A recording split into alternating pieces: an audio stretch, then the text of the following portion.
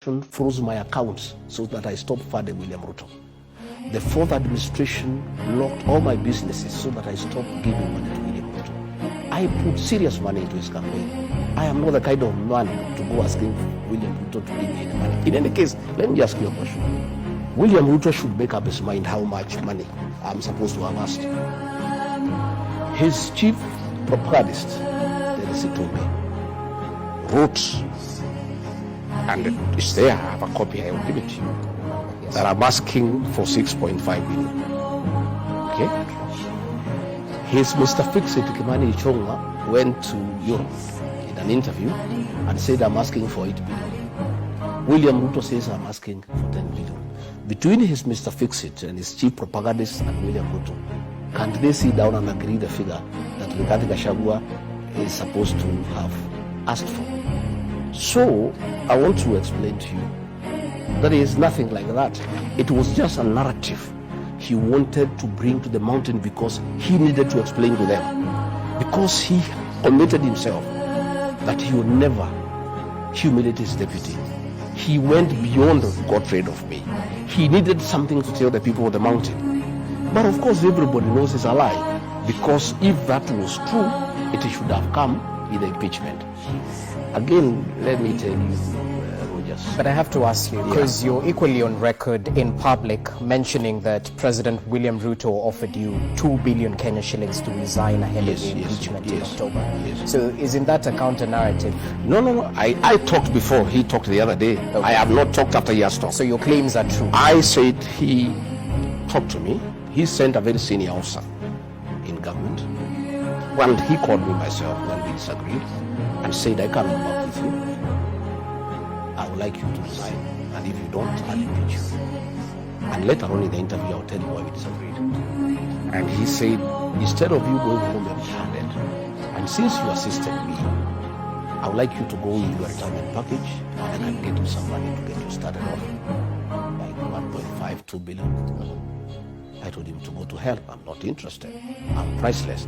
And that kind of money, you know I have. You know how much I funded your campaign.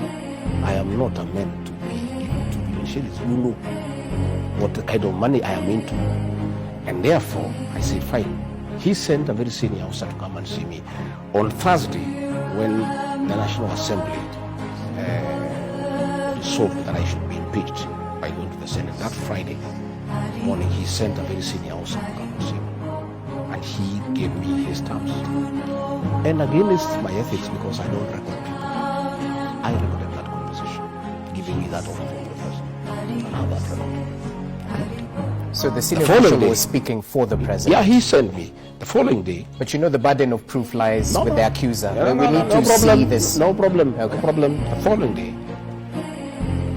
he told the officer I should go and have a discussion with him. And I refused to go to State House.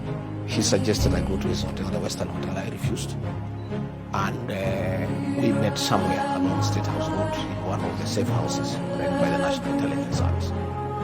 And between me, that officer, and myself, we had a discussion with the president. Again, I recorded that conversation for posterity, because I know William Ruto. I put it on record. Again, he gave me that offer. I told him I'll think about it. I didn't want to have a fight with him because it was not necessary. That officer persuaded me that I should listen to the president. And because he's a man from home, he said, it doesn't matter, whatever it is, just listen to what he has to say. Who is this officer? No, I don't want to. For the sake of our public, you call for an interview, you have to... Let me explain. So I said no, I declined. The day I went to the Senate, the first day, that officer again was dispatched by the president. And I refused to see him, but after consultation with my counsels, I agreed to see him. Again, he brought me another offer. I recorded it. I am very conflicted.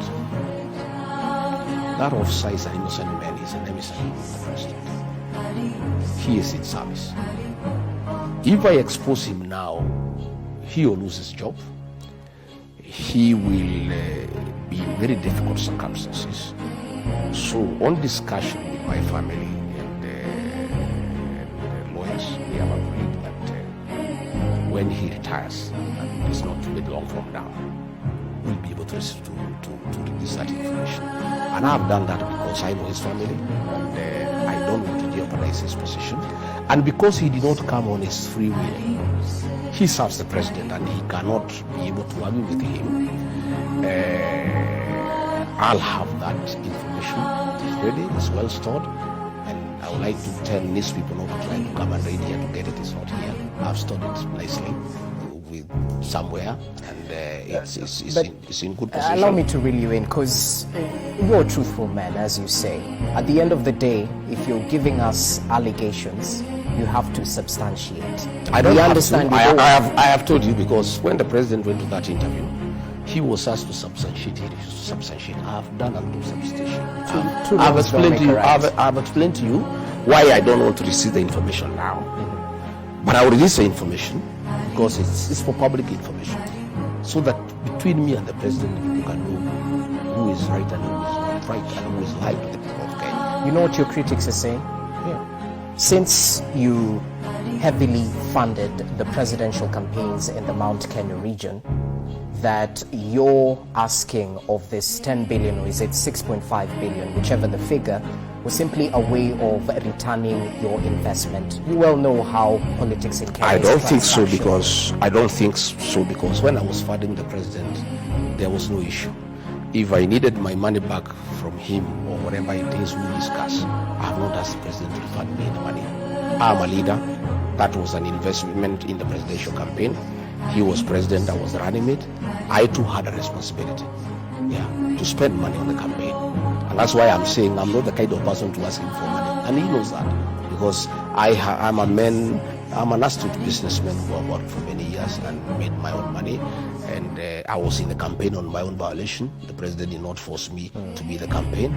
I spent my money because I thought it's the right thing to do. I mobilized resources from friends, and I did not ask him. And if I had asked him, he should have said then. He cannot say now, 6 months after. He would have called a meeting of UDA, the PG, put me to task and say, Rigi here is asking me for this. He would have called some elders, some church people. He never did any of those things, because that is how you do those things. Okay. But myself, when he offered me an offer to resign, I talked about it. I did not waste time. I talked about it because that is the situation. But it's still a narrative. We'd like to substantiate this claim, sir. I have told you what I need to tell you, and the long and short of it all is that the president wanted to create a narrative with the mountain. And you see, these mountain people are looking at